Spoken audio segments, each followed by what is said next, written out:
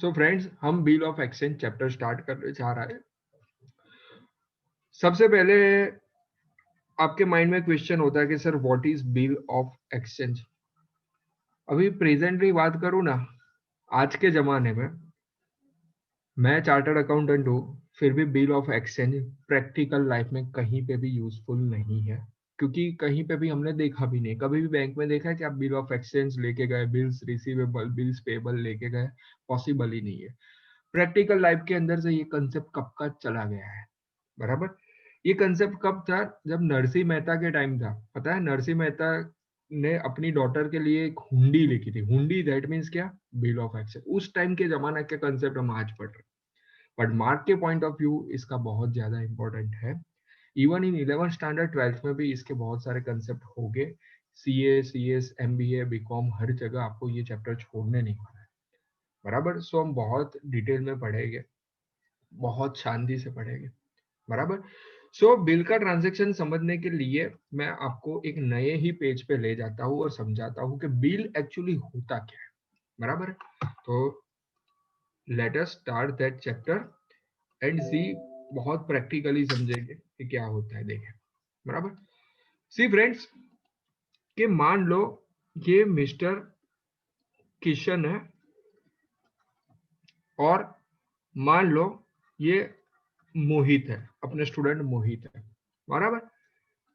अभी मैंने मेरा गुड्स, मान लो मेरा बिजनेस कुछ भी है और मैंने ये गुड्स, ये रहा मेरा गुड्स, मैंने मोहित को ऑन क्रेडिट बेचा। अभी तो आप पहला लेक्चर तो अटेंड नहीं कर रहे हो, तो आपको पता है कि ऑन क्रेडिट मींस कि हमने कुछ टर्म्स दी है कि भाई देख मोहित, मैं तुझे आज गुड्स, मान लो आज 1 मार्च है, फर्स्ट 1 मार्च मान लो 2020 है, लॉकडाउन के पहले की डेट लेते, 1 मार्च 2020, बराबर। और मैं मोहित को बोलूं कि भाई देख मोहित, मैं तुझे आज गुड्स सेल कर रहा हूँ। समझना, कंसेप्ट बहुत इजी है, बट तुझे 2 मंथ्स का क्राइटेरिया दे रहा हूँ कि भाई तू 2 मंथ्स का अंदर मुझे पेमेंट, 2 महीने के बाद तू मुझे पेमेंट करेगा। This is called collection period के 2 महीने तक तुझे मैं क्रेडिट टर्म देता हूँ, उसके बाद तू मुझे आराम से पे, बराबर। यानी मैंने मोहित पे भरोसा किया और उसको मैंने अपने गुड्स भेज दिए।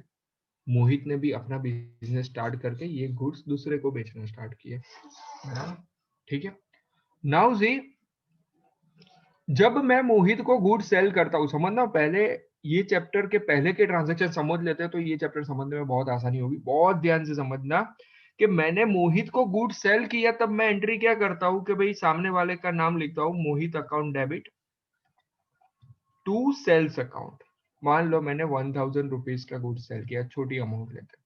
यानी ये एंट्री तो आप सबको पता ही थी कि सर 1 मार्च 2020 को आप ये एंट्री पास करते हैं, क्रेडिट व्हाट को सेल, मोहित अकाउंट को डेबिट करते हैं, डेटर को डेबिट करते हैं और सेल्स को क्रेडिट करते हैं। देखो क्रेडिट ट्रांजेक्शन है, अभी तक मोहित ने मुझे पैसा वापस नहीं दिया है। और एट द सेम टाइम मोहित क्या एंट्री करता है कि भाई परचेज अकाउंट डेबिट 1000 टू मेरा नाम, टू किशन 1000। आप मुझे खाली मैसेज में लिखो कि ये चीज तो आपको पता है ना, ये बेसिक चीजें दोनों ने अपने अपने बुक्स में नॉर्मल एंट्री की, अभी कोई बिल की एंट्री नहीं सिखाई है मैंने। यहाँ तक तो सबका विकास हो रहा है ना भाई, यहाँ तक तो सबको पता चल रहा है ना। यस सर, यहाँ तक किसी को कोई प्रॉब्लम नहीं होगा, बराबर। अभी हमारी शुरुआत होती है आगे से। सो फ्रेंड्स, समझते हैं कि आगे क्या होता है। कि मान लो आपने ये गुड्स मोहित को भेजा, बट अभी मोहित को बोला कि देख मोहित, 2 महीने के बाद तू मुझे पेमेंट करेगा, बराबर। बट मुझे मोहित पे भरोसा नहीं है कि मोहित मुझे 2 महीने के बाद पेमेंट करे या ना करे। तो मैं एक रिटर्न एग्रीमेंट की तरह एक बिल बनाता हूँ, बिल ऑफ एक्सचेंज बनाता हूँ, जिसके अंदर मैं मोहित को लिखता हूँ, ऑर्डर देता हूँ कि देख भाई मोहित, तुझे मुझे आफ्टर 2 मंथ्स पेमेंट करना है, इसमें तू साइन कर। यानी मेरे पास रिटर्न प्रूफ रहेगा। समझ में आ रहा है? आप ये बात को समझ रहे हो? मैंने क्या किया कि भले मोहित अच्छा है, बट बिजनेस में कोई अच्छा बुरा नहीं होता, तो मैंने एक बिल, एक ऐसे कागज था, उसमें ये सब लिख दिया कि भाई मोहित, तुझे मुझे 2 मंथ्स के बाद पेमेंट करने का है, बराबर। क्योंकि मैं कोई रिस्क नहीं लेना चाहता हूँ। यानी ये बिल मैं अपना स्टैंप मार के मैं मोहित को देने के लिए गया, बराबर। यानी ये ऑर्डर कौन दे रहा है? ये ऑर्डर कौन दे रहा है? तो सर किशन सर खुद दे रहे हैं, बराबर, मैं दे रहा हूं। किसको दे रहा है? तो मोहित को दे रहा हूं। तो अगर अकाउंट की लैंग्वेज में बोलूं तो ये ऑर्डर किसने दिया? तो क्रेडिटर ने दिया। किसको दिया? तो डेटर को दिया ना। समझ रहे हो आप बात को? मैंने मोहित को बोला कि मोहित ये ले बिल, उस पे तू साइन कर, तू मुझे कमिटमेंट दे कि तू मुझे पेमेंट करेगा। यानी आज मेरे पास एक प्रूफ हो गया कि मोहित मुझे पेमेंट करेगा। अभी मोहित के पास ये बिल पहुंचता है, यानी ये देखो, मैं यहाँ एक ये कागज का एक टुकड़ा जिसमें ऑर्डर किया है मोहित को, भाई देख मोहित तू मुझे 2 महीने के बाद पेमेंट करेगा, ये यहाँ तक पहुंच गया मोहित के पास, बराबर। ये जो कागज का टुकड़ा होता है उसको बोलते हैं bill of exchange. It is an order given by a creditor to the debtor to accept the payment, के भाई तू मुझे मुझे लिख के बता दे तू ये मुझे पेमेंट करने वाला है, बराबर। ये कागज का टुकड़ा कहां तक पहुंच गया? मोहित के घर पे पहुंच गया, मोहित के बिजनेस की तरह, बराबर है। तो सर इसकी जनरल एंट्री यहाँ से शुरू होती है। In short bill of exchange क्या? It is an commitment, it is a commitment by the debtor that I will pay your debt, बराबर। एंड दूसरी तरफ से बोले it is an order by the creditor to pay the amount, बराबर। वो बोलते हैं डेटर को तू मुझे पेमेंट करेगा, उसका ये ऑर्डर है। क्रेडिटर डेटर क्या बोलेगा कि हाँ भाई मैं तेरा पेमेंट कर दूंगा, चिंता मत कर, बस। इसको बोलते हैं बिल ऑफ एक्सचेंज, बराबर। यानी यहाँ 2 महीने तक वेट नहीं करने की है। 2 महीने तक वेट, हाँ पेमेंट तो आपको 2 महीने के बाद मिलेगा, बट आपके पास एक कंफर्मेशन चाहिए, बराबर, कि भाई तू राइटिंग में मुझे दे दे, तभी मुझे पता चलेगा, बराबर है। I hope you are getting me in a proper way. तो यार एक चीज समझो, अकाउंट का एक रूल है। अभी भले हम असेट लायबिलिटी के कोई रूल नहीं, एक सिंपल रूल की तरफ समझो। अभी मुझे ये बताओ कि ये देखो, ये अपना कागज का टुकड़ा है जिसको मैं राउंड सर्कल के शेप में ड्रॉ करता हूँ। ये रहा कागज का टुकड़ा, ये यहाँ से यहाँ पहुंच गया, बराबर। और यहाँ ये मोहित भाई ने यहाँ साइन की अपनी। अभी मोहित ने बोला ठीक है भाई मैं तेरे को पेमेंट कर दूंगा किशन, तू चिंता मत कर। अभी मोहित मुझे ये वापस देने के लिए मेरे शॉप पे आया, बराबर, ऐसा समझो, बराबर। क्योंकि मैं आपको एक बहुत बड़ी जनरल एंट्री सिखाने जा रहा हूँ जिसके अंदर आपको कोई रटने की जरूरत नहीं पड़ेगी, बराबर।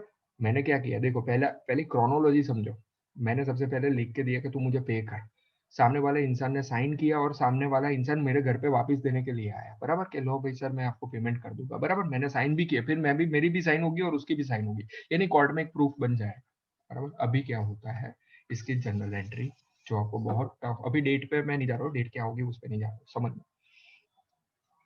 अभी ऐसा होगा कि मेरे बुक्स में मुझे ये बताओ, बिल मेरे पास आया के गया? किशन के पास ये कागज का टुकड़ा लास्ट में आया के गया? खाली इतना बताओ मुझे। गया। अरे भाई आया। हाँ आया। लास्ट में आया। हाँ तो लास्ट में आया, तो debit what? Debit what? Comes in. Comes in. कौन कौन आया? कागज का टुकड़ा है, उस कागज के टुकड़े को हम क्या नाम देते हैं? बिल्स रिसीवेबल नाम देते हैं। क्या नाम देते हैं? Bills receivable account debit. अरे ये कागज का टुकड़ा किसने दिया? सर मोहित ने दिया, तो मोहित को क्रेडिट कर दो। ये कागज का टुकड़ा जिसने दिया उसको क्रेडिट कर दो।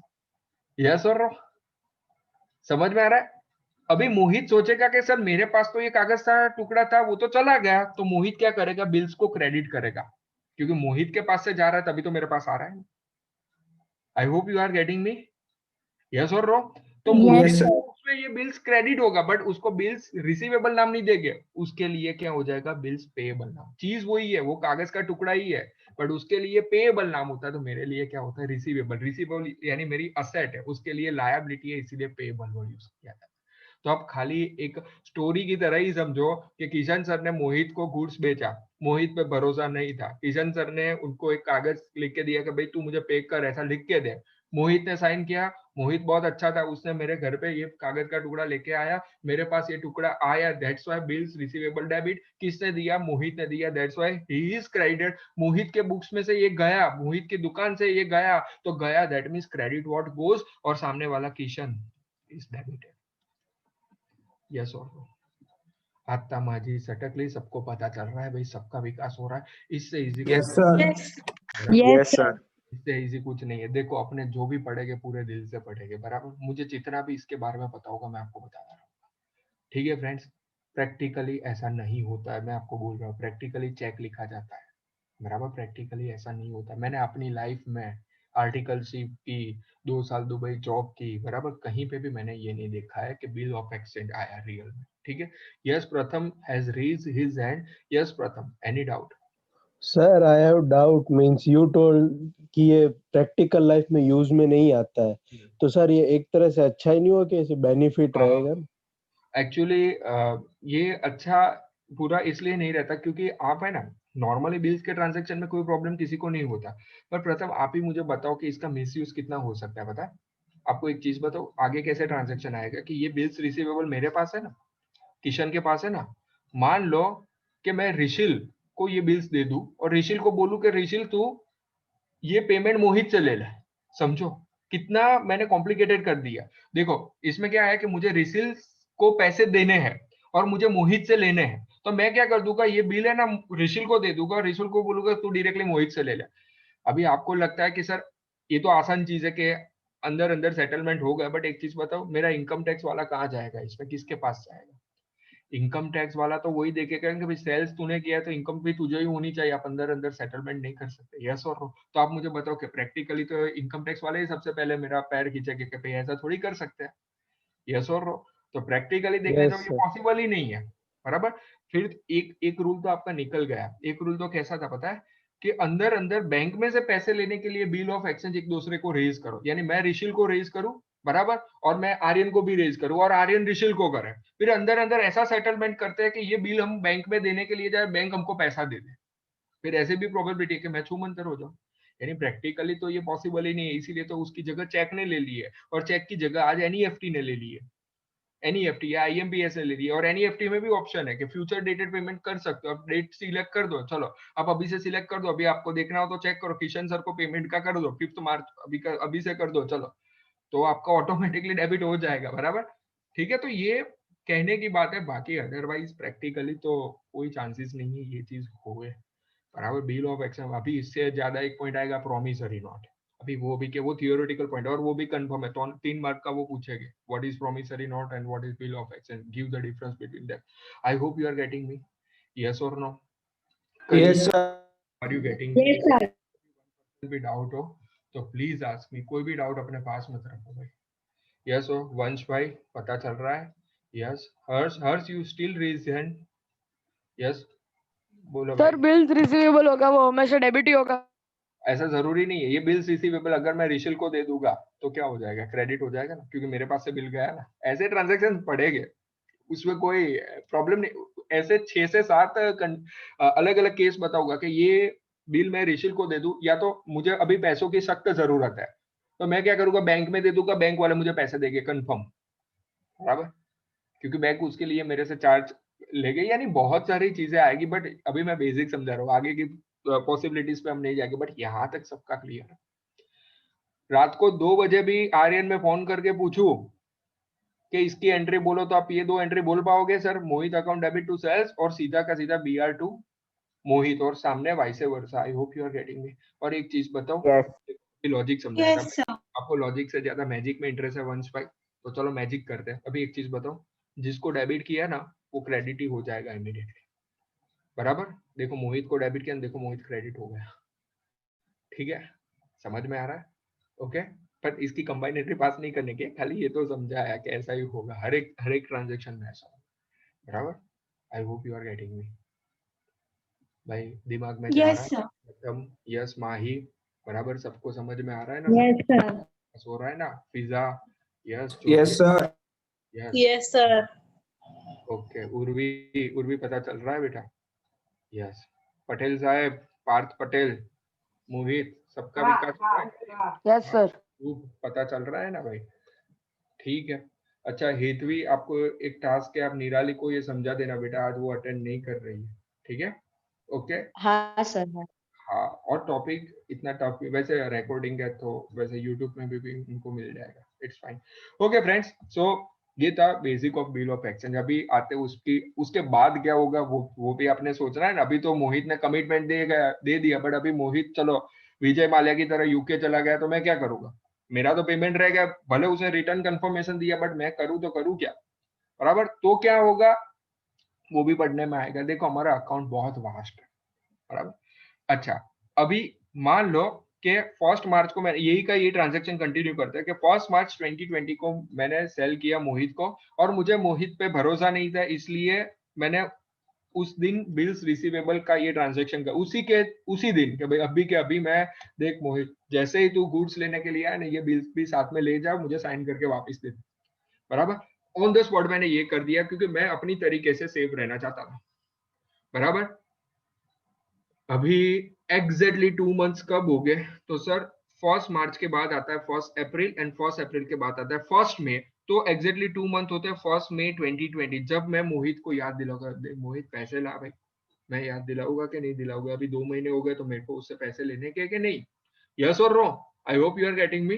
बट कुछ भी करने का एक चीज नहीं भूलने की, मेरे अकाउंट्स के अंदर 1 मार्कर के अंदर याद रखना, एमसीक्यू के अंदर याद रखना, कोई भी बिल के ट्रांजैक्शन में 3 डेज का ग्रेसिंग पीरियड दिया जाता है। ग्रेसिंग पीरियड यानी कि भले मैंने मोहित को बोला कि भाई तू मुझे 2 महीने के अंदर पेमेंट करना, बट मोहित को मैं 2 महीने के बाद बोलूंगा कि एक काम कर, तू मुझे 1 मई नहीं, तू मुझे 4 मई को दे, बराबर।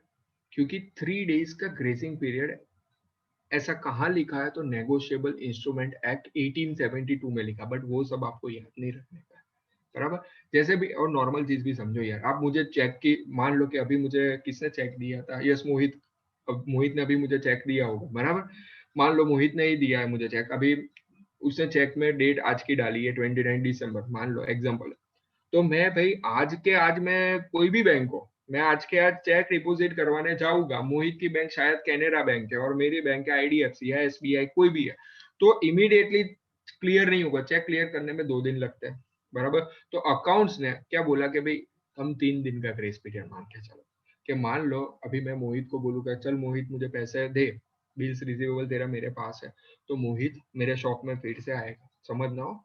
अभी बिल का क्वेश्चन खत्म हो गया, मोहित मेरे पास आएगा, बराबर। और फिर क्या होगा कि मोहित मुझे पेमेंट करेगा, बराबर। क्या होगा? मोहित मुझे बोलेगा कि लो सर आपका पेमेंट, बराबर। मोहित मुझे कैश में भी दे सकता है पेमेंट, रादर आइदर मोहित मुझे बैंक से भी पेमेंट कर सकता है, बराबर। तो मुझे ये बताओ मेरा अकाउंट्स का बेसिक रूल क्या था Urvi? Debit what comes. Mohit मुझे क्या दे रहा है? पैसा दे रहा है, यस और नो? मोहित मुझे क्या दे रहा है? पैसा दे रहा है, पैसा यानी कैश या तो बैंक दे रहा है ना, तो कहना ही से कैश अकाउंट या तो बैंक अकाउंट डेबिट होगा, यस और no? Cash account debit, yes और नो? मुझे पैसा मिलेगा ना? अच्छा, किसकी? अभी देखो फिर से मोहित मत लिखना, आपने ऑलरेडी मोहित को कैंसिल कर दिया, मोहित को डेबिट करने के बाद क्रेडिट हो गया। अभी मोहित को बोलूंगा कि देख तूने मुझे पेमेंट कर दिया ना, अभी तेरे पास कोई भी रिटर्न प्रूफ नहीं रखना, ले तू बिल्स रिसीवेबल अपने पास लेके जा, अभी तेरे पे कोई केस नहीं होगा। और मोहित भी क्या करेगा? ठीक है, उसके पास ये बिल्स पेएबल आ जाएगा। अभी बिल्स देखो मेरे में से गया तो मोहित के हाथ में आएगा, तो उसके लिए ये डेबिट होगा, बिल्स पेएबल। और उसने मुझे पैसे दिए, credit what goes out, credit what goes out, उसके लिए पैसे जाएंगे, कैश और बैंक। अगर किसी ने ये दिल से ये 3 एंट्री कर दी, खाली ये 3, उससे ज्यादा मैं नहीं बोल रहा हूँ, बाकी की ऐसे भले 25 एंट्री भी होगी ना, अगर ये लॉजिक क्लियर होगा ना, तो आपके 101%, 8 में से 8 मार्क मैं मान के जाता हूँ। 10 मार्क का भी पूछेगी, 8 मार्क का भी पूछेगी, चैलेंज के साथ बता सकता हूँ। अगर ये 3 एंट्री आपके दिमाग में अच्छे से फिट हो गई तो देखो, रटो नहीं, समझ के करो। मैंने पूरा प्रैक्टिकल सिनेरियो समझाया है आपको, ड्रॉ करके समझाया है, रटो नहीं। Are you getting me guys? Yes और no? Yes, sir. I hope you are Yes, getting Yes, it. sir. Yes, sir. Yes और नो? वंश भाई सेलिब्रिटी, यस वंश, मोहित, बड़े बड़े सेलिब्रिटी लोग रिप्लाई करो, यस। पिज्जा पता चल रहा है, यस। मैंने yes, एक मार्क किया, मैं जब सेलिब्रिटी बोलता हूँ तभी वंश रिप्लाई करता है, बाकी नहीं करता है। Okay repeat last entry. अच्छा चलो भाई, एक जन का डाउट है कि सर फिर से खाली एक एंट्री लास्ट की समझाओ। देखो ऋषिल, आपका डाउट है तो आपने मुझे पूछा कि सर लास्ट एंट्री। देखो अभी बिल रिसीवेबल मेरे पास है, अभी 2 महीने हो गए, मैं मोहित कुछ खींच के लाऊंगा मेरी ऑफिस में, चल हाँ मेरी ऑफिस में मुझे पैसा दे, एग्जाम्पल है, ऐसा रीजन नहीं करने का, वो बेचारा सामने से आ गया, अभी मुझे पैसा मिला, मेरे पास क्या आया? Rishil, Rishil unmute yourself and give the answer. मेरे पास क्या आया? पैसा आया। यस यस और सर। नो? सर मोहित आया, पैसा आया, मोहित तो आया बट पैसा लेके आया, तो मेरे पास क्या है? कैश है। तो cash account debit, debit what कम। मैं मोहित को क्या दे रहा हूँ कि ले भाई, अभी अभी तेरे पे कोई केस नहीं होगा, ले बिल, मेरे लिए वेस्ट है, अभी मेरे लिए कोई काम का नहीं। अभी चला गया मोहित को मैंने बिल दिया, मोहित अपने घर पे गया, यानी मोहित ने अपने हाथ से बिल लिया, बिल लिया दैट मीन्स उसके पास आया bill, debit what comes. Yes और यस नो? सर। उसके हाथ से दूसरे हाथ से क्या गया? पैसा गया। बराबर है? Hmm. I hope you are getting me, समझ में आ रहा है? डन है यस ऋषिल? यस 100%। अभी यस भी सर। नहीं पता चला फिर भी पूछो, कोई भी क्वेश्चन हो। हर्ष, आर यू गेटिंग मी? पर भाई उसके यस बाद सर। बिल्स, अभी भी ये बिल्स कोई वेस्ट है वो फाड़ के फेंक देंगे, बराबर? अभी कोई काम का नहीं है, अभी ये नहीं कि सर ये बिल्स पेएबल किसके पास, अभी किसी के पास नहीं रहे। ठीक है, the story is over. Actually इससे ज्यादा बिल्स ऑफ एक्सचेंज में बेस ये रहेगा, आपके बुक्स के अंदर कहीं जगह ये फर्स्ट एंट्री नहीं दी होगी, फिर भी हम पास करेंगे, बराबर? भले नहीं दी होगी फिर भी हम पास करेंगे, ज्यादा करने के कोई मार्क कट नहीं करें। ठीक है, क्योंकि मेरा लॉजिक या ये ही एंट्री से स्टार्ट होता है, बराबर? उसके बाद ही आपकी बुक में मैं ये भी बता दूं, पहली एंट्री यहीं से चालू करेंगे, बिल्स रिसीवेबल। भाई ऐसा नहीं करेंगे, उसके पहले की भी एंट्री करो तो ही आपको पता चले। एक सिंपल चीज है यार, डायरेक्टली आप समझो कि कल मैं, हमारा इंडियन क्रिकेट टीम का मैच हो, डायरेक्टली कोहली को थोड़े बैटिंग में भेजते हैं, पहले ओपनर बैटिंग करते हैं ना, ओपनर के बाद आते हैं ना, इस हिसाब से। यस हर्ष, भूमित भाई, yes Divya, Harsh you still raise your hand. Yes बेटा, कौन सा डाउट है, पूछो मुझे। सर तो चलो बिल्स डेटर ने अपन जरूर શું છે? भाई एक कंफर्मेशन थे यू, तू मैंने एम के बाद क्रेडिट शू करूँ? चल उसमें मैं क्रेडिट क्या करूँ? मोहित को तो ऑलरेडी मैं करके बैठा हूँ, हम डबल एंट्री पास कर रहे हैं तो मैं क्रेडिट क्या करूँ? चलो कोई ऑप्शन ही नहीं है ना, that's why bills receivable is credited और सामने बिल्स पेबल इज डेबिटेड, बराबर? अभी मैं फिर ओके। से मोहित को क्रेडिट करूंगा तो फिर से बेचारा बोला कि अभी तो सर मैंने पैसे दे दिए, फिर से आप मेरे से ऐसा कर रहे हो। ठीक है ना, so it is not possible. अच्छा, और एक चीज बताओ, एक थोड़ी लॉजिकल चीज बताओ, मुझे बहुत मजा आता है जब मैं 11th में लेक्चर लेता हूँ, because you are asking me the logic also. एक लॉजिक ये भी है कि देखो, फर्स्ट डे पे मोहित मेरे बुक में डेटर था, डेटर्स, उसी दिन मैंने मोहित को डेटर्स में से निकाल दिया, यानी डेटा डेटा कट हो गए, उसकी जगह किसने ले ली? बिल्स रिसीवेबल ने ले ली, बराबर? यानी अगर मैं 1 मार्च की बात करूं ना, तो मोहित तो जीरो है बैलेंस, मोहित का लेजर करोगे तो जीरो आ गया, बट उसकी जगह किसने ले ली? बिल्स रिसीवेबल ने ले ली। I hope you are getting me, बराबर है? ठीक है। अच्छा फिर याद करो, बीआरएस के ट्रांजेक्शन में मैंने आपको एक शॉर्टकट सिखाई थी, बिल्स की जगह कौन सा वर्ड यूज कर दो, चेक कर दो, सारे आंसर आ जाएंगे। I hope you are getting me, समझ में आ रहा है?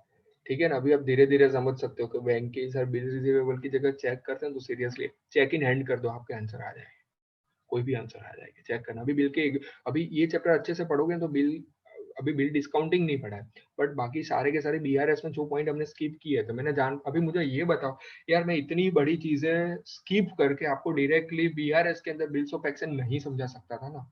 ये इतना बड़ा लॉजिक जो आधे घंटे से हम खाली लॉजिक ही पढ़ रहे हैं, अगर वही नहीं पता होता तो हम, मैं वहां रटवाने वाला कोई मीनिंग ही नहीं रहता ना। अभी देखना 2 लेक्चर खाली मुझे तो बिल ऑफ एक्सचेंज, 2 लेक्चर के बाद आप खुद बीआरएस के सारे जो बिल्स ऑफ एक्सचेंज के क्वेश्चन है वो आप लॉजिकली कर पाओगे, ऐड या करने का या माइनस कर। मैंने तो वैसे शॉर्टकट सिखाई थी कि भाई डी सोनर हो तो माइनस ही कर दो, आंसर आ जाए, बराबर? बट अभी आप लॉजिकली कर सकते हो, बराबर? तो इसके अंदर बहुत अलग अलग टाइप की पॉसिबिलिटीज आएगी, जैसे कि देखो मुझे पता है हर्ष को यही क्वेश्चन आता है कि सर बट ऐसा जरूरी नहीं है कि मोहित ये पेमेंट मुझे कर ही दे, बराबर ना हर्ष? बराबर है ना, ये क्वेश्चन आपको डेफिनेटली आया होगा, मैं राइट हर्ष? बराबर? हर्ष हाँ बोलो यस yes। सर। बराबर, अभी ये क्वेश्चन जब मैं स्टूडेंट था तब मुझे भी आया था, बराबर?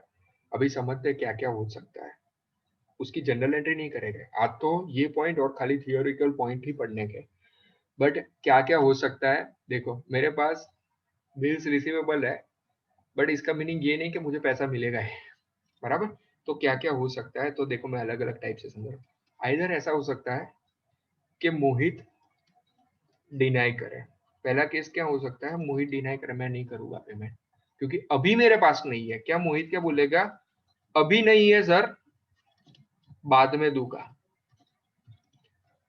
तो ये केस के अंदर पूरा का पूरा ट्रांजेक्शन नया करना पड़ेगा। वो क्या करेंगे वो समझ, बट मैं अलग अलग पॉसिबिलिटी उसकी जनरल एंट्री करेंगे। बट अभी समझो ऐसा हो सके मोहित बोलेगा कि सर ऐसा नहीं है कि मुझे आपको पैसे नहीं देने के, पैसे तो मैं दूंगा बट सर अभी नहीं है, थोड़ा टाइम और वेट करो, अभी कोरोना आ गया है। मार्च महीने का ही हमने केस समझा, इसलिए ऐसा हो सकता है। तो पहला है कि मोहित इनिशियली डिनाई करेगा। दूसरा है मोहित परमानेंट डिनाई कर दे, नहीं दूंगा सर, आपसे जो आपको जो उखाड़ना उखाड़ लो, मैं आपको पेमेंट नहीं करूंगा। तो ऐसे केस में को बैड डेट वाला केस बोला जाता है। अभी मैं बोल दूंगा ठीक है भाई, मुझे तो गैरों ने नहीं अपनों ने ही लूटा, बराबर, यानी बैड डेट का भी केस आ सकता है। मोहित जस्ट एग्जांपल है, डोंट टेक इट पर्सनली। तीसरा केस है कि मोहित बोल रहा है कि सर 2 महीने का है बट मुझे पैसों की इमीडिएट जरूरत है। तो तीसरा केस ऐसा हो सकता है कि किशन बैंक में गया और बोला कि देखो भाई बैंक वाले, मुझे मोहित से 1,000 रुपए लेने के, आप मुझे 950 रुपीज दे दो, आप खुद 2 महीने के बाद 1,000 रुपए मोहित से ले लेना। ऐसा पॉसिबल है? यस। ऐसे क्वेश्चन है, मैं क्या बोलूंगा, देख मुझे अभी पैसा चाहिए, तो आप मेरी मदद कर रहे हो, तो आपका भी फर्ज बनता है कि मैं आपकी मदद करूँ, आप 50 रुपए मुझे कम दो। 1,000 की जगह आप मुझे क्या दो, मैं उनको बिल्स रिसीवेबल दूंगा, वो मुझे 950 रुपए देंगे। भाई 2 महीने के बाद बैंक क्या करेगी, मोहित के घर जाएगी, लाओ 1,000 रुपए, यानी बैंक का कमीशन 50 रुपए। ऐसा भी हो सकता है। ऐसे जनरल एंट्री समझेंगे तब क्या होगा, चिंता मत करो। इसको बोलते हैं डिस्काउंटिंग बिल्स। ये एक केस तीसरा नंबर का ये हो सकता है। चौथा नंबर का केस समझते हैं भाई। चौथा नंबर का केस ऐसा है कि मैं बहुत कॉम्प्लिकेटेड आदमी की तरह बात करूं तो देखो, मुझे मोहित से लेने हैं पैसे, और मान लो कनिषा को पैसे देने के हैं। अभी ऐसा समझो कि मोहित से मैं 1,000 लू और फिर से मैं कनिषा को दू, उससे अच्छा है कि दोनों को बोल दू कि देख कनिषा डायरेक्टली है ना, तू मुझे बीच में मत ला, तू डायरेक्टली मोहित से ले। ये भी पॉसिबल है ना, यस और नो? इसकी वजह से तो ये चैप्टर प्रैक्टिकली पॉसिबल नहीं है कि अंदर अंदर के सेटिंग हो सकते हैं। तो इनकम टैक्स वाले किसके पास जाए, मोहित के पास जाए, कनिषा के पास जाए, कि मेरे पास आए, बराबर है। इट इज प्योरली एडजस्टमेंट, ये हवाला हो सकता है, गलत बात ऐसा नहीं हो सकता, बट आपको क्वेश्चन पूछेगा ऐसा। तो ऐसा नहीं कि सब प्रैक्टिकली नहीं है तो नहीं पॉसिबल है, नहीं, ऐसा क्वेश्चन पूछ सकते हैं। यस हर्ष? સર તો તમે એવું ના કહી શકો કે મેં એવું કઈ નહીં કીધું, મારા જોઈએ પેમેન્ટ। ना ना, ऐसा नहीं हो सकता। वो बेटा इनकम टैक्स वाले हैं, वो जरा सा भी उनको लाइटली में नहीं लेने का, बराबर। हम तो चार्टर्ड अकाउंटेंट है भाई, इनकम टैक्स वाले आई मीन कि उनको कभी भी हम लाइटली नहीं लेते भाई। ओके, नाउ जी, उसके अलावा भी और भी केस हो सकता है कि इसके अंदर यह होगा कि मैं क्या करूंगा, ये बिल को अकोमोडेट कर दूंगा। अभी अकोमोडेशन के क्वेश्चन प्रैक्टिकली अभी आपके सिलेबस से निकल गए हैं, सो वो हम नहीं पढ़ाएंगे। बट इसके अंदर तो प्योरली क्या होता था कि मुझे बैंक से पैसा लाया ना, तो रिशिल खाली खाली एंट्री मैं करवाता था। खाली खाली एंट्री होती थी कि मैंने तुझे सेल किया और तूने मेरे से परचेस किया, मेरे पास बिल आया, मैं बैंक में गया, मुझे पैसा मिला 950, उसमें से आधे तेरे और आधे मेरे। यानी तेरा भी प्रॉब्लम, तुझे भी पैसों की जरूरत थी टेम्पररी, तेरा भी सॉल्व हो गया, मेरा भी सॉल्व हो गया। तो ये तो अकाउंट्स में से निकाल ही दिया ये पॉइंट। पहले हम जब पढ़ते थे तब ये पॉइंट भी था। समझे क्या हुआ कि चलो फिक्टिशियस एंट्री हुई ना, समझ में आ रहा है? जैसे अब गूगल पे स्टार्टिंग में आया था तो आप लोग क्या करते, 3 लोग बैठते थे, एक दूसरे को पेमेंट ट्रांसफर करते थे 1,000 रुपया, और सबको कैशबैक मिलता था। मैं माही को करूं, माही ऋषिल को करे, ऋषिल हर्ष को करे, हर्ष फिर मुझको पेमेंट करे। फिर ये लूप सिस्टम चलती रहती थी और सबको कैशबैक मिलता था, और लास्ट में 1,000 रुपए जिसके थे उसको आप दे देते थे कि भाई ले, तेरे पैसे से हमने कमाया। तो सेम सिचुएशन हो सकती है यहाँ भी कि देखो मुझे पैसे की जरूरत है, माही को भी पैसे की जरूरत है, तो मैं माही को बोलूं कि माही खाली खाली गुड्स मैं तेरे को बेच रहा हूँ, बराबर, तू बिल रिसीवेबल पे साइन कर दे। माही ने साइन की, मैं बिल रिसीवेबल लेके बैंक में गया, बैंक ने मुझे पैसा दिया, मुझे 950 रुपीज दिए क्योंकि वो अपना कमीशन लेस करते थे। मुझे जो पैसे मिले उसमें से आधे पैसे मैंने माही को दे दिए क्योंकि माही को भी जरूरत थी। अभी एक्चुअली जब पेमेंट करने का टाइम आएगा तब देखा जाएगा, बराबर, तब माही उनको पेमेंट कर देगी, बट टाइम आएगा तब देखा जाएगा। 2 महीने तक तो पैसों का प्रॉब्लम सॉल्व हो गया, टेम्पररी तो सॉल्यूशन, तो ऐसा भी होता था। समझ में आ रहा है ना? ठीक है ना भाई, दिमाग में जा रहा है ना भाई अच्छे से? ओके। Yes sir. अभी ऐसा भी हो सकता है कि भाई मैंने बिल में मैंने बैंक में कमीशन डिस्काउंटिंग करवाया, यानी बैंक में जाके 950 रुपी मैं लेके आया, बट खतरनाक चीज ऐसी हुई कि जब बैंक मोहित के पास से ये एक्चुअल पैसे लेने 2 महीने के बाद गए, तो मोहित बोले मेरे पास नहीं है पैसे, दिया जाओ, आपको जो उखाड़ना उखाड़ लो। बैंक वालों को ऐसा बोला। अभी बैंक वाले किसका गला पकड़ेंगे? मोहित का नहीं पकड़ेंगे, बैंक वाला मेरा गला पकड़ेगा। उस टाइम जो एंट्री होती है उसको डिसऑनर का केस बोला जाता है, जो आप बिल्स रिसीवेबल में पढ़ते, बीआरएस के अंदर जो क्वेश्चन आते थे वो इसके आते।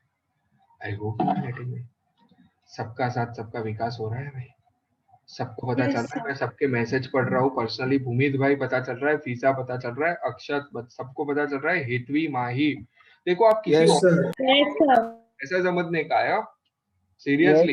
जब मैं स्टूडेंट था ना, तब मुझे ऐसा था मैं सर किसी और को पढ़ा पाऊँ ना, तब मुझे लगता है कि नहीं मुझे आता है। तो आपको ऐसा ही रखना है कि किसी और को पढ़ा पाओ ये चैप्टर, बराबर उस तरह से आपको आना चाहिए। ठीक है, सीरियसली अकाउंट में सोचो यार, डेबिट क्रेडिट के अलावा क्या है? दो ही तो चीज पढ़ते हैं अपने, थोड़े साइंस जैसा है, अलग अलग टाइप में क्या आता है, केमिस्ट्री आता है, बायोलॉजी आता है, कितना टफ। अकाउंट्स भी टफ ही माना जाता है, बट हमारे में दो ही चीज होती है पूरे अकाउंट्स को देख लो, खाली डेबिट होगा या तो क्रेडिट होगा, बराबर। उससे अलावा हमारे अकाउंट्स में कुछ नहीं होता। 10th में तो कितना टफ टफ आता था कि भाई हार्ट का डायग्राम ड्रॉ करो, फिर इसका डाइजेशन सिस्टम ड्रॉ करो, ये करो, कितना टफ। फिर उसके कंपैरिजन में देखो, हाँ टफ है अकाउंट्स, ऐसा नहीं है टफ है। अगर एक बार समझ लोगे ना तो कोई कोई भी चीज मुश्किल नहीं है, आइदर वो साइंस हो या कॉमर्स हो, बस खाली डाइजेस्ट हो जाना चाहिए। बस एक बार डाइजेस्ट कर लो कि सर ऐसा होता है। अपने आप को 1000 क्वेश्चन पूछना पड़े तो पूछ लो ऐसा क्यों होता है। देखो हम डेबिट क्रेडिट नहीं पढ़ रहे, वाई डेबिट क्रेडिट हो रहा है ना वो पढ़ो। डेबिट क्रेडिट तो सब पढ़ लेंगे कि सर हमको सिखाया गया डेबिट ये हो। मैंने देखो जब जनरल एंट्री सिखाई थी तब मैंने बताया था कि देखो मेरा डेबिट क्रेडिट है ना, मैं पहले लॉजिक से समझाऊंगा, फिर आपको जो गोल्डन रूल्स है वो बताऊंगा, बराबर है? समझ में आ रहा है? ठीक है। और हमारे तो 3 नहीं, अपने 10-11 गोल्डन रूल्स निकले थे, अपने खुद बना है वो गोल्डन रूल्स, बराबर। तानिया ने बहुत अच्छे से बनाए थे वो गोल्डन रूल्स, और कई लोगों ने तो लिखे होंगे बट पीछे के पेज पे लिखे होंगे ना। ठीक है ना? ओके, कनीषा ने भी, हाँ गर्ल्स ये काम बहुत अच्छा करती है। हाँ हाँ, मैं स्टूडेंट था तब मैंने नहीं बनाए थे सीरियसली, बराबर। अपने पहले से ही हैंडराइटिंग भगवान ने ऐसे दी है तो क्या हम बुक्स बनाए गए अच्छे से। हाँ ठीक है, ओके। सो यहाँ तक फ्रेंड्स कोई किसी को भी कोई डाउट उलझन कुछ भी है? No sir. ओके, अभी आते हैं धीरे धीरे थ्योरी पे। अभी बिल ऑफ एक्सचेंज की थियरी आप खुद पढ़ना, इतनी आराम से जाएंगे ना। अच्छा अभी चीज समझो कि sir bill of exchange and उसके बारे में क्या क्या थियरी आ सकती है। तो पहली चीज तो ये ग्रेसिंग पीरियड पूछेगी कि ग्रेसिंग पीरियड कितने दिन का होता है, तो सबको क्या लिखने का? 3 दिन का। बट मैं आपकी स्कूल को पहचानता हूँ, एक कॉम्प्लिकेशन उसके अंदर डाल देंगे। प्रोमिसरी नोट के अंदर ग्रेसिंग पीरियड कितना है? 0 डेज। क्या लिखने का? 0 डेज। समझो प्रोमिसरी नोट क्या है समझाता हूँ, बट ये एमसीक्यू के पॉइंट ऑफ व्यू ध्यान रखो। बिल ऑफ एक्सचेंज में 3 दिन है, प्रोमिसरी नोट के अंदर कुछ नहीं है, 0 डेज है। अभी मैं आपको ज्यादा पता चले इसलिए आपके हाथ में 10 रुपए की नोट है, सब 10 रुपए की नोट निकालो या 100 रुपए की नोट निकालो, मैं भी निकालता हूँ क्योंकि उसके बेस पे मुझे आपको प्रोमिसरी नोट समझाने का है, बराबर। तो सब सब 10 रुपए की नोट या 100 रुपए, 1 रुपये नो सिक्को नहीं चला भाई, सब 10 रुपए, 100 रुपए, 500 रुपए, 1000, 2000 के तो है नहीं, 2000 रुपए के सब नोट लेके आओ, मैं भी लेके आता हूँ, और उसको पढ़ते हैं हम अच्छे से, बराबर। और उसके अंदर क्या लिखा है वो भी समझते हैं, और उसको क्यों प्रोमिसरी नोट बोला जाता है वो भी समझते हैं। किसी को पता नहीं है कि वो प्रोमिसरी नोट है एक्चुअली, बट एक्चुअली वो प्रोमिसरी नोट है, बराबर। ठीक है, तो मैं आपको एक 30 सेकंड का टाइम देता हूँ, तब तक मैं भी लेके आता हूँ और आप भी लेके आओ, ठीक है।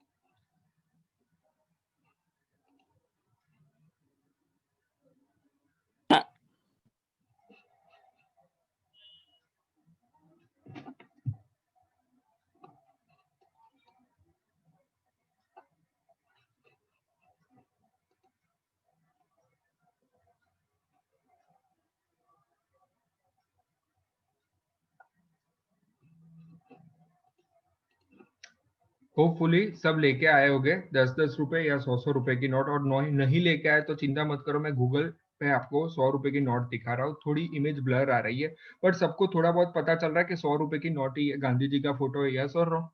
ठीक है, सबको दिख रहा है अच्छे से स्क्रीन पे? Yes sir. ओके, यहाँ ये हिंदी में जो लाइन लिखी है ना, सब पढ़ो। हिंदी में जो लाइन लिखी है वो पढ़ो, एंड इंग्लिश में भी पढ़ो। क्या लिखा है? मैं धारक को 100 रुपए देने का वचन देता हूं, अदा करने का वचन देता हूं, ऐसा लिखा है। इसको इंग्लिश में रीड करते हैं, I promise to pay the bearer the sum of 100 rupees.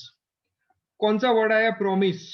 कौन सा वर्ड आया? प्रोमिस। अभी अंडरलाइन मत करना, नहीं तो नॉट वैलिड नहीं है, पर ये देखो कौन सा वर्ड है, प्रोमिस वर्ड है, बराबर।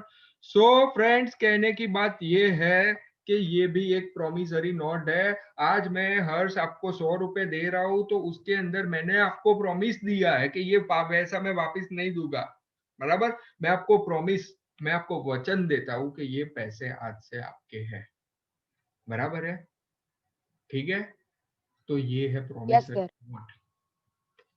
ये किसी को जनरल केस में पढ़ोगे तो कोई बताएगा नहीं, but it is a best example of promissory note. और अभी इसका और बिल ऑफ एक्सचेंज का डिफरेंस समझते हैं, बहुत शांति से, बहुत धीरे धीरे, हौले हौले, आहिस्ता आहिस्ता समझते हैं promissory note and bill of exchange का डिफरेंस, बराबर। एक्चुअली 10, 12, 8, 10 डिफरेंस आपकी बुक में दिए होंगे, बराबर, बट मैं आपको प्रैक्टिकली समझाऊंगा, और इतने अच्छे से समझाऊंगा कि आपको, अभी देखो इसमें आपको भी पता चल गया। हर्ष, इसके अंदर मैं 3 दिन का एक्सटेंशन नहीं बोला, क्योंकि अभी अभी के अभी तुझे दे रहा हूँ ना, तो उसमें थोड़ी 3 दिन तेरे तक पहुंचने में लगे कि सीधा तुझे दे दिया तो तेरे पास आ गया ना। तो ये तो लॉजिकली समझने की बात है कि भाई यहाँ कोई जात का क्रेजिंग पीरियड नहीं मिलेगा, बराबर है। तो एक पॉइंट, अगर मैं बिल ऑफ एक्सचेंज और प्रॉमिसरी नोट की बात करूं, थोड़े हैंडराइटिंग समझ जाना, खराब निकलेगे। पहला तो आप दोनों की डेफिनेशन लिख दो, अभी इसकी डेफिनेशन याद रह जाएगी बाद में, बराबर। प्रॉमिसरी नोट की भी रह जाएगी डेफिनेशन बाद में, बराबर। सो सबसे पहला डिफरेंस तो हमारे पास क्लियर हो गया कि सर इसके अंदर क्या होता है, 3 डेज का ग्रेसिंग पीरियड आता है, इसके अंदर 0 डेज ग्रेसिंग पीरियड, यानी ऑन द स्पॉट होता है। आई होप 2 डिफरेंस हो गए, आपको मैक्सिमम 4 या 6 लिखने होते हैं। अभी देखना दूसरे कैसे बनाते हैं। बिल ऑफ एक्सचेंज के अंदर 3 पार्टी होती है। कौन कौन सी 3 पार्टी? तो एक होती है ड्रॉवर, अभी समझाते हैं ड्रॉवर क्या है। दूसरा होता है ड्रॉई, बराबर। और तीसरा होता है पेयी। और इसके अंदर 2 पार्टी होती है, प्रोमिसर एंड प्रोमिसी। मुझे पता है आपको कुछ भी नहीं पता चला, बट डोंट वरी, सब कुछ पता चल जाएगा। अभी समझाते हैं क्या है डिफरेंस, देखना। बिल ऑफ एक्सचेंज में है ना, ड्रॉअर, ड्रॉअर यानी कौन? जो इंसान बिल्स लिखता है कि भाई, जैसे मेरे केस में, मेरे और मोहित के केस में मैं था, मैंने लिखा है भाई पेमेंट ला, मेरा ऑर्डर है, पेमेंट ला। ड्रॉई यानी मोहित, जिसने पेमेंट एक्सेप्ट किया, जिसने बोला कि हाँ मुझे मंजूर है कि आपको पैसा देना। बट पेई कोई अलग हो सकता है, बराबर। कैसे? तो वो जो हम समझेंगे तब बताएंगे कि उसके अंदर मेरे अलावा कोई और भी एक जना एंट्री ले लेगा, बराबर, वो हम समझेंगे, बराबर। बट इतना समझो कि हर बार, मोस्टली केस के अंदर क्या हो जाता है, 2 ही पार्टी होती है, बट कई बार तीसरी पार्टी निकल सकती है, वो जब हम प्रैक्टिकल क्वेश्चन करेंगे तब होगा। बट प्रोमिसरी नोट के अंदर तो क्या होता है कि मैं अर्ज को दे देता हूँ, अर्ज के पास आ गया, अभी ये पैसा का सभी मामला वहीं का वहीं खत्म हो जाता है, यानी तीसरी पार्टी यहाँ एंटर होने के चांसेस नहीं है, सीधे के सीधे ऑन द स्पॉट पेमेंट का क्वेश्चन आ जाता है, उसमें कोई प्रॉब्लम नहीं होता। और इसके अंदर आएगा, जब मैं सम कराऊंगा, तीसरी पार्टी एंट्री लेगी और वहां से सम आपको टफ लगेगा, बट वो भी हम बहुत अच्छे से डाइजेस्ट करवा देंगे, बराबर, चिंता मत करो। चौथा है कि सर यहां मैं ऑर्डर देता हूं, it is an order to pay the amount. और यहां क्या है? It is a promise that I will give amount. उसमें क्या है? It is order for the payment. यहां क्या है? फॉर द पेमेंट है। यहां क्या है? प्रॉमिस टू पे। अभी इंग्लिश अच्छी तरीके से आप सब पढ़े। यहां फॉर द पेमेंट है, यहां टू पे है, तो आपको पता चल गया होगा कि ऑर्डर यहाँ किशन सर लिख रहे थे, यानी क्रेडिटर लिख रहा था। बिल ऑफ एक्सचेंज कौन बनाता था? क्रेडिटर बनाता था। इसीलिए ऑर्डर दिया कि तू मुझे पेमेंट कर। यहाँ सामने वाला सामने से बोल रहा है कि भाई मैं तुझे पेमेंट करूंगा। डिफरेंस समझो, it is an order for the payment और सामने के इट इज प्रॉमिस टू पे। यानी ये केस के अंदर ड्रॉवर कौन होता है? तो सर ये केस के अंदर क्रेडिटर होता है, जबकि इसके अंदर प्रॉमिस सर कौन होता है? तो डेटर होता है। सामने से ही बोल देता है कि भाई मैं पेमेंट करूंगा। समझो, इसीलिए वहां क्या लिखा है? मैं धारक को पैसे अदा करने का वचन देता हूं। आई promise to pay the amount. That means सामने से ही बोल देता है कि देख, यानी मैं हर्ष आपको क्यों पैसा दूंगा? क्योंकि मैंने कुछ ना कुछ सेवा ली होगी, सर्विस ली होगी या गुड्स ले लिया होगा, इसीलिए मैं तुझे वचन देता हूँ कि ले भाई पेमेंट रख। यानी तेरे बुक्स के अंदर मैं डेटर होगा। समझ, तेरे बुक्स के अंदर मैं डेटर होगा, इसीलिए तो मैं तुझे पैसा वापस कर रहा हूँ। That means it is my promise to pay the amount. जबकि उसके अंदर उल्टा है, मुझे भरोसा नहीं है, इसलिए मैं मोहित को बोलो देख मैं तुझे ऑर्डर देता हूँ, तू मुझे पेमेंट कर। समझ में आ रहा है दोनों का डिफरेंस? दिमाग में जा रहा है बेटा? यस और नो? अभी भी नहीं पता चला है तो मुझे पूछो। Are you getting me? Yes और no? I hope you are getting me. Yes, sir. Yes sir. Yes sir. Friends किसी Yes, को भी sir. डाउट हो मुझे बताओ। ये 5 से ज्यादा लिखने की जरूरत, इसमें भी और तरीके के डाल सकते हो। जितने मैं बोलूँ तो 8 से 10 हम बना सकते हैं, बराबर?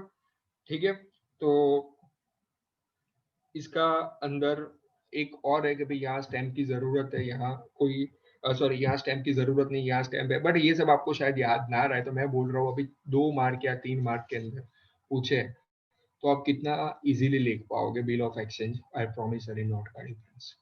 बराबर है? यहाँ तक किसी भी इंसान को डाउट हो तो प्लीज आस्क मी। बराबर, कोई भी डाउट अपने पास मत रखो सर प्लीज। हाँ हर्ष भाई। सर और बिल्स ऑफ एक्सचेंज में वाला क्वेश्चन मैं समझाऊंगा, बट बाकी का कोई भी डाउट हो तो please ask me. Sir third point repeat करो ना। थर्ड पॉइंट मैंने बोला जो तीसरा पॉइंट है पेई, वो मैं प्रैक्टिकल क्वेश्चंस में आपको समझा। उसके अलावा कोई भी डाउट पूछो, 3 पार्टी वाला है ना, वही ना, वो मैं प्रैक्टिकल क्वेश्चन में समझाऊंगा, डोंट वरी। ठीक है, वो भी Done. बहुत, क्योंकि अभी से मैं समझाऊंगा तो आपको आज जितना पता चला वो भी भूल जाओ। ठीक है, this is the first session, तो मैं बहुत स्लोली जाना चाहता हूँ। आर्यन, भूमित, शुभ, ऋषिल, पार्थ, माही, तानिया, बराबर है? अच्छा, अभी आते हैं। Yes, sir. अभी 1 मार्क की मेहनत है, 15 मिनट 10 मिनट। 1 मार्क की मेहनत के लिए हम 10 मिनट पढ़ेंगे। अभी ये 1 मार्क कौन सा है वो हम बता देंगे। कैसे कैसे क्वेश्चन पूछेंगे एमसीक्यू में कि मिस्टर, अभी देखो ऐसा लिखेगा कि बिल ऑफ एक्सचेंज की डेट है, ऐसा लिखा होगा, अलग ट्रांजेक्शन। बिल ऑफ एक्सचेंज की डेट है 1 मार्च 2020 एंड क्रेडिट पीरियड दिया गया है। क्रेडिट पीरियड यानी कितने टाइम के बाद पेमेंट करना है, मान लो 3 महीने दिया है, तो बिल कौन सी डेट को मैच्योर होगा? तो मैंने क्या सीखा है, 3 मंथ्स प्लस क्या कर दो, 3 डेज कर दो। यस और नो? ये हमने सिखाया ना। यानी अगर ये क्वेश्चन होता कनिशा 1 मार्च 2020 और मैं बोलूँ 3 महीने के बाद आपका ये ड्यू हो रहा है, दैट मीन्स मैच्योर हो रहा है, तो आप कौन सी डेट लेके आते हैं? सर मार्च के बाद क्या आता है? अप्रैल, अप्रैल के बाद मई, मई के बाद जून, यानी 1 जून और उसमें 3 दिन ऐड कर दोगे तो कहना इसे 4 जून आंसर आएगा। यस और नो? भाई ये समझ में, इसके आपको 1 मार्क मिलेगा। बट डोंट यू थिंक कि ये लोग इतना इजी तो नहीं पूछेंगे, उसमें भी ट्विस्ट है ना। मैंने क्या बोला, अकाउंट्स एक टाइप का मैथमेटिक्स भी है। अभी यहाँ मैथमेटिक्स पे खेल करते हैं। अगर यही क्वेश्चन होता 1 मार्च 2020 से लेके, अगर क्वेश्चन में 3 मंथ्स की जगह 90 डेज होता ना, तो भाई आपको पूरा कैलकुलेशन करना है। देखो मेरे अकाउंट्स के अंदर 3 मंथ्स इक्वल टू 90 डेज नहीं होते हर बार, हो भी सकते हैं, नहीं भी हो सकते हैं, बट डेफिनेटली हमको उनको 3 मंथ्स मान के नहीं जाने का है। यहीं पे स्टूडेंट मिस्टेक कर देते हैं। बराबर है? तो कैसे करने का, एक सिंपल बात बताओ। अभी देखो मार्च महीने में कितने दिन होते हैं? 31 डे होते हैं। उसमें 1 मार्च तो ये ट्रांजेक्शन हुआ तो वो दिन को काउंट नहीं करे, तो मार्च महीने के 30 दिन मान के जाओ, एक 31 डेज में से एक दिन जो मेरा ऑलरेडी हो चुका है वो निकल गया। फेब्रुआरी ये लीप ईयर है, देखो ये लीप ईयर है, बराबर? फेब्रुआरी 2020 यानी लीप ईयर। लीप ईयर के अंदर फेब्रुआरी में कितने दिन होते हैं? Yes, any guesses? अरे भाई पता होना चाहिए, लीप ईयर में कितने दिन होते हैं? 29. 29। ओके माही। अच्छा, और मार्च फरवरी के बाद क्या होता है? सॉरी मार्च, अरे भाई मार्च के बाद मैंने कहा फरवरी डाल दिया भाई अप्रैल आवे यार। अब मार्च के बाद क्या आता है? अप्रैल। अप्रैल के अंदर कितने दिन होता है? 30 डेज होता है। ओके, मई के अंदर कितने दिन होते हैं? 31। बट सर मेरे को टोटल 90 डेज तक ही जाने का है, उससे ज्यादा नहीं जाने का है। तो अगर मैं बात करूं तो मेरा एक्चुअल ड्यू डेट कौन सा आया? 30 मई आया। कौन सा है? 30 मई। और उसके अंदर 3 दिन ऐड करोगे, यानी 30 मई के बाद 3 दिन, यानी 31 मई, 1 जून एंड 2 जून। यहाँ आंसर आएगा 2 जून 2020। यानी यहाँ 4 जून आता है, तो यहाँ क्या आता है? 2 जून। तो देखो आपकी स्कूल में ऐसा ही करेंगे, 3 महीने डायरेक्टली नहीं डाल देंगे, ऐसे कहीं ना कहीं कंफ्यूजन वाले क्वेश्चन डाले, यानी मोस्टली लोग 4 जून लिख के आएंगे, बट आपको ये नहीं लिखना है। बट यहाँ और भी ट्विस्ट होता है, समझते हैं और ट्विस्ट। एक बिल मैंने लिखा है 15 जुलाई को, 15 जुलाई 2020 को, और ड्यूरेशन दी है 1 month, credit term is 1 month. Then आप क्या कर, एक सेकंड, इसकी जगह 12 जुलाई कर दो। एक बिल है 12 जुलाई और उसका ड्यूरेशन दिया है 1 मंथ वीजा। तो आप जल्दबाजी में क्या लिख के आओगे सर? 12 अगस्त 2020 प्लस 3 दिन कर दोगे और आंसर आएगा 15 अगस्त 2020। As per negotiable instrument act 1872, अगर ड्यू डेट के दिन पब्लिक हॉलीडे है, क्या बोला? अगर ड्यू डेट के दिन पब्लिक हॉलीडे है तो आपको डेट उससे एक दिन आगे ले जाना है, पीछे नहीं, आगे। चेन्नई से तो 14 अगस्त 2020 आंसर आएगा। क्या आएगा? 14 अगस्त 2020। तो पब्लिक हॉलीडे हो तो क्या करने का? एक दिन 16 अगस्त तक नहीं जाने का, आगे आ जाने का। क्या करने का? 14 अगस्त डाल देने का। यस और नो। अभी आपको क्वेश्चन आते हैं सर हमको सारे के सारे पब्लिक हॉलीडे याद नहीं है, तो आपके सिलेबस में इतने ही होंगे। एक होगा 2 अक्टूबर, दूसरा होगा 15 अगस्त, तीसरा होगा 26 जनवरी। बस आपके सिलेबस में ये 3 से ज्यादा नहीं पूछेंगे। हाँ, अगर कोई उन लोग कोई और डेट दे तो ब्रैकेट में लिख देंगे भाई, लिख देंगे वो लोग कि इस दिन पे पब्लिक हॉलीडे है, बराबर। तो जब तक बोलेगे नहीं तब तक नहीं करे। बाकी ये 3 दिन ही आपको कंसिडर करना है, भले बाकी के दिन आपको पता है कि छुट्टी आ रही है, फिर भी आप कंसिडर नहीं करोगे, बराबर। आप 3 दिन को ही कंसिडर करोगे, 2 अक्टूबर, 15 अगस्त एंड 26 जनवरी ऑफ एनी ईयर, बराबर। बट सर जिस मान लो एक बिल था 15 सितंबर 2020, एक महीने का ड्यूरेशन था, और यानी 15 अक्टूबर 2020 और 3 दिन ऐड करता हूं तो उसके बाद आता है 18 अक्टूबर 2020। बट अगर क्वेश्चन में ऐसा बोला है कि 18 अक्टूबर के दिन, भगवान ना करे ऐसा हो, अर्थक्वेक आ गया या एनी नेचुरल कैलेमिटी आ गई, तो मेरी ड्यू डेट क्या हो जाएगी? तो फिर एक दिन आगे बढ़ जाएगी। आगे इन द सेंस ये साइड आगे, राइट हैंड साइड आगे बढ़ेगी, यानी 19 अक्टूबर 2020 हो जाएगी। तो पब्लिक हॉलीडे हो तो पीछे जाने का, पीछे in the sense left hand side जाने का। अगर नेचुरल कैलेमिटी हो तो राइट हैंड साइड जाने का, क्योंकि this things are not in control. Public holiday हमको पहले से पता है। जो चीज मुझे अभी इसके पीछे भी रीजन है कि सर क्यों उसमें 19 तक जाएगा, क्यों 17 नहीं? तो भाई देखो, पब्लिक हॉलीडे तो सबको पता है कि ये होने वाला है, बट जो अनहोनी है वो मुझे पहले से नहीं पता है ना, फ्यूचर इज अनसर्टेन ना, तो उसके लिए मैं एक दिन और आगे जाता हूँ, क्योंकि भाई उसके बाद के दिन कर लो भाई, अभी अर्थक्वेक आया तो मैं बाहर नहीं निकल सकता। या तो अर्थक्वेक की जगह अगर ऐसा हो कि अगर स्ट्राइक है पूरे इंडिया में, या तो भारत बंद है, ऐसा कुछ भी हो सकता है जो ऑल ऑफ सडन होता है, जो हमको पहले से नहीं पता है। So the things which are not in control, तो उसके लिए हम एक दिन राइट हैंड साइड यानी आगे की साइड जाते हैं, और उसमें एक दिन 14 अगस्त याद रखो, उसमें एक ही याद रखो 14 अगस्त, तो बाकी को ऑलरेडी याद रह जाए। I hope you are getting me. Yes और नो? सबका साथ सबका विकास हो रहा है भाई। Yes sir.